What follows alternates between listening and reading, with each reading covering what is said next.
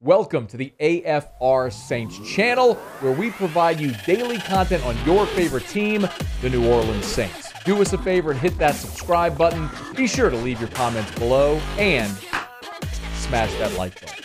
Who dat? Whenever we've looked at mock drafts so far this season, we've sort of seen the gamut, haven't we? And that's kind of an indicator that your team needs a lot of help. Like Mel Kiper, we went over his mock draft on Tuesday. He's got the Saints going with Darnell Washington, the tight end out of Georgia. Chris Trapasso from CBS has the Saints taking Zay Flowers, the wide receiver. Nate Davis from USA Today has the Saints taking Lucas Van Ness, the defensive end from Iowa. Draft Wire has the Saints going with Osiris Torrance, the offensive lineman from Florida. You kind of get the point, right? You're seeing offensive linemen, you're seeing defensive ends, defensive tackles, wide receivers, tight ends. There's this whole wide gamut. This was Charles McDonald from Yahoo Sports, who has the Saints taking Keely Ringo, the cornerback from Georgia. So again, huge chasm of who these different analysts have the Saints taken.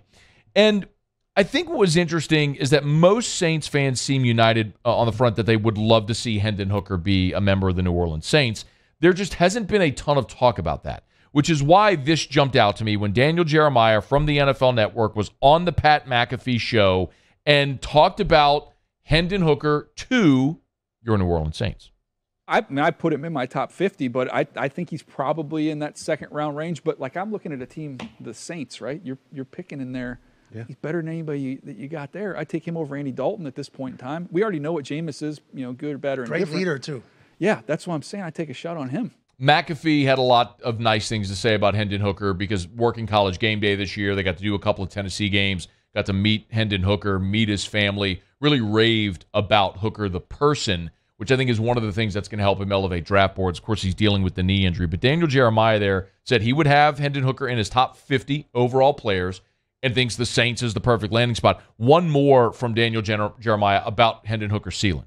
I think, with all the age and the injury, look, you should be thinking about things in terms of 4 and 5 years in the NFL. Everything can change. If you tell me right now I'm going to get 4, 5, 6 years of really above average, borderline, close to elite quarterback play, who cares? Take the guy's older. Take it, man. So to me, his tape was really, really good, and he's accurate. He's big. He can move around. We'll see where he ends up going. But to me, I think if he didn't get hurt, I think we'd be talking about him as a first-round pick. Hendon Hooker just made 25 years old. In January, he turned 25. And that's maybe what has some teams scared away. Joe Burrow, for example, who just finished his third year in the NFL, is 26. He made 26 in December. So they're 1 year apart in age, but Burrow just finished year 3. Hooker is going into his rookie year at 25 years old. That's what he's talking about. So what Daniel Jeremiah is saying there is, man, think about this through a 5-year lens. If you get 4 or 5 years of top-level quarterback play, who cares that he's 30? And I do understand that perspective and that approach.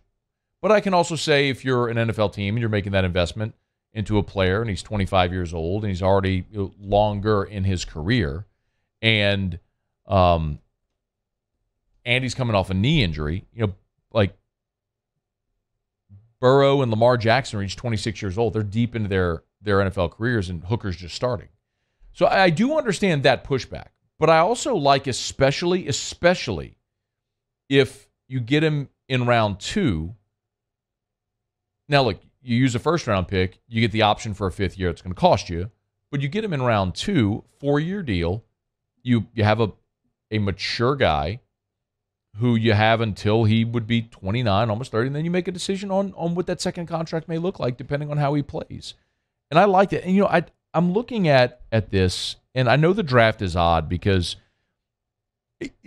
doesn't it feel like if you're a Saints fan, you've already imagined, you've already just accepted that Hendon Hooker is going to be your quarterback, right?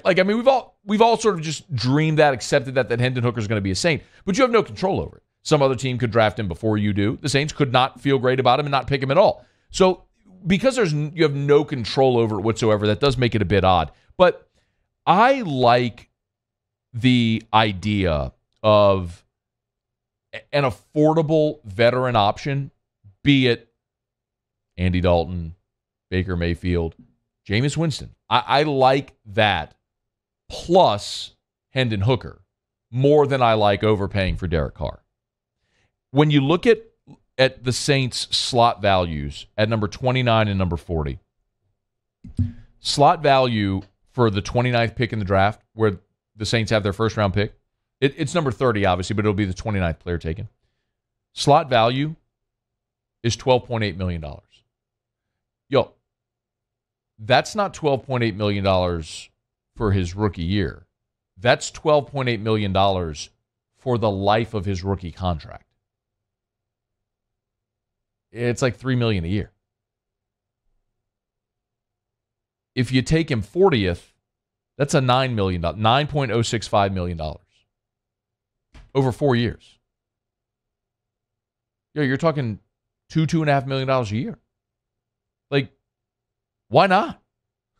I mean, even if he's a backup, you just pay Jameis $12 to hold a clipboard. So, look at Jalen Hurts. I mean, this is because, and I keep stressing this because this is how, this is the path to get out of your cap situation. Jalen Hurts just got the Eagles to the Super Bowl. Before his injury, he was largely and roundly considered the MVP frontrunner. He accounted for over 4,000 yards and over 30 touchdowns.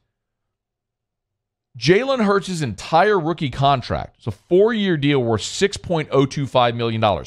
Jalen Hurts in 2022, a year in which he led the Eagles to the Super Bowl and nearly won the MVP.